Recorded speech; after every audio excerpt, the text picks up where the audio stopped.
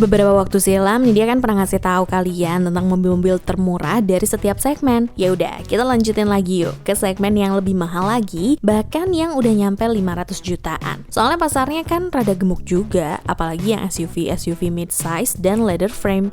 Kesukaannya orang Indonesia banget. Tapi sebelum kalian mulai, seperti biasa jangan lupa subscribe channel Pricebook Otomotif dan nyalakan juga loncengnya supaya dapat notifikasi setiap ada video baru. Sekarang kita masuk ke listnya.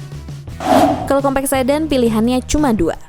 Sepertinya memang nasib sedan di Indonesia sudah tergusur zaman karena sekarang orang-orang belinya SUV mulu. Soalnya di kelas sedan midsize pun pilihannya di Indonesia hanya 3. Ada Honda Civic FC, Corolla Altis, dan Mazda 3 sedan. Jadi jangan expect harga yang sangat murah ya di sini. Di kelas midsize sedan, Nidia pantau untuk saat ini Corolla tipe Gate CVT menjadi yang termurah dari para kompetitornya. Jika yang lain sudah tembus harga 500 juta, termasuk saudaranya juga yaitu Corolla tipe V dan Hybrid yang harganya sudah di atas 500 juta. Nah, si Corolla tipe G ini dibanderol dengan harga 495.950.000 rupiah. Ya sedikit sih di bawah 500 juta, yang penting kan judulnya di bawah 500.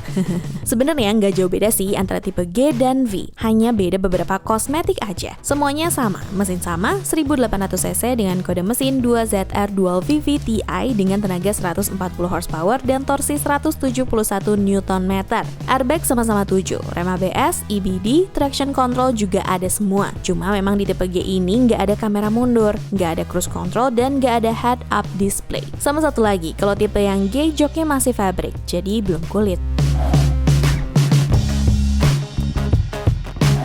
Kayak pasar mobil listrik dan hybrid mulai berkembang nih di Indonesia. Buktinya sekarang banyak ATPM yang benar-benar menggarap mobil listrik. Misalnya aja Hyundai yang punya beberapa line up mobil listrik. Nissan juga punya mobil listrik. Terus Toyota juga punya beberapa varian hybrid dari mobilnya. Makanya dia mengkategorikan listrik dan hybrid ke kelas tersendiri. Banyak sih pilihannya kalau ada uangnya.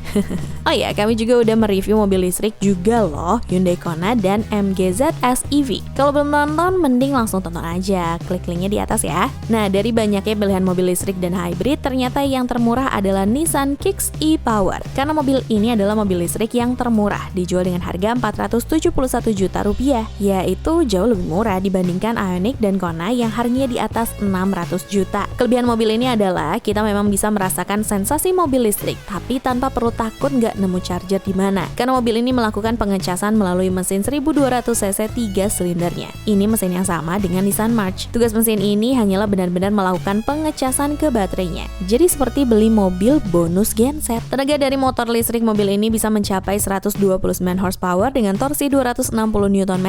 Bukan tenaga yang besar, tapi cukuplah untuk di jalanan Indonesia. Soal keamanan juga mobil ini udah oke banget karena sudah dilengkapi 6 airbag, traction control, ABS, EBD, BA, dan juga Hill Start Assist serta Hill Descent Control.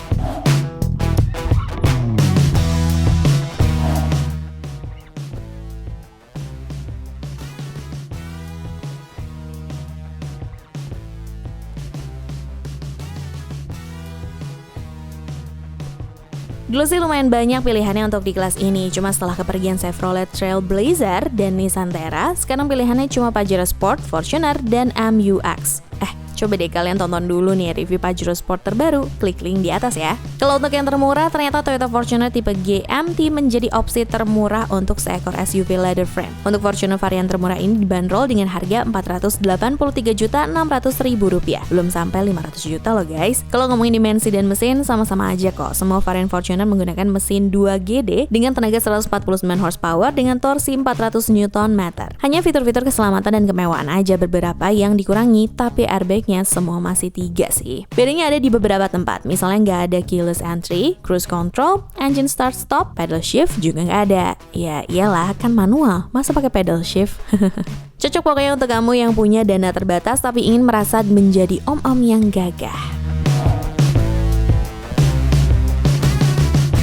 Di harga 500 jutaan memang pasar SUV terbagi dua. Yang satu itu leather frame dan yang satu lagi SUV monocoque yang diisi oleh Honda CR-V, Mazda CX-3, Nissan X-Trail dan juga beberapa merek Tiongkok seperti MGHS, Wuling Almas, dan DFSK Glory 580. Kalau nyari ketangguhan memang SUV leather frame itu tangguh, tapi kalau kenyamanan monocoque lebih nyaman kemana-mana. Dan mobil termurah di kelas ini adalah DFSK Glory 580 Comfort 1,8 liter dengan transmisi manual 5 percepatan. Mobil ini dibanderol dengan harga Rp252.900.000. Iya, harganya mas gitu. Kalian nggak salah dengar, harganya malah lebih murah dari LSUV Jepang ya. Tapi karena ini yang paling murah, ya jangan minta banyak ya. Mobil ini udah jelas menggunakan mesin 1800cc naturally aspirated, bukan yang varian turbo. Kalau yang turbo harganya lebih mahal. Mesin ini mampu menghasilkan tenaga sebesar 139 horsepower dengan torsi 187 Nm. Walaupun ini yang varian termurah, tapi tetap mendapatkan vehicle stability control, ABS, EBD, BA, kamera mundur dan sensor parkirnya. Cuma memang kemewahan seperti cruise control tidak ada di sini, tapi setidaknya masih dapat sunroof loh. Luar biasa memang DFSK. Nah, segmen selanjutnya adalah segmen khusus babe-babe yang kaya, tapi belum kaya-kaya amat, karena biasanya konsumen mobil kelas ini menggunakan jasa supir untuk menggunakan mobilnya. Untuk kelas ini pilihannya hanya ada 3 untuk kategori sedan full size, yaitu Toyota Camry, Honda Accord, dan Mazda 6 Sedan. Sebenarnya ada satu lagi, yaitu Mazda 6 Estate yang bentuknya sangat indah, tapi dia bentuknya wagon. Nah, yang termurah di kelas ini adalah Toyota Camry 2,5G dengan transmisi CVT. Mobilnya dibanderol dengan harga Rp649.250.000. Sementara untuk Honda Accord dan Mazda 6 Sedan itu harganya sudah di atas 700 juta. Kalau dari dulu Toyota Camry itu selalu memiliki tampang yang lebih ke arah luxury, di generasi XV70 ini Camry mengubah tampangnya menjadi lebih sporty dengan tidak adanya krom-kroman di bagian mukanya. Bedanya dengan tipe yang termahal hanya sedikit sih, tipe G ini tidak mendapatkan sunroof dan wireless charger. Terus juga kalau tipe yang G joknya masih fabrik dan pengaturannya masih manual, belum elektrik seperti tipe V. Terakhir nggak ada ambient light, tapi semua kemewahan masih dapat kok. Keyless entry, soft touch di mana-mana, masih keren deh pokoknya untuk bos-bos yang belum kayak amat. Mobil ini tenagai mesin 2500cc dengan tenaga 183 horsepower dan torsi 234 Nm. Tenaga tersebut disalurkan kedua roda depan dengan transmisi CVT, dan yang terpenting Camry sekarang menggunakan platform TNGA yang sama dengan milik Lexus.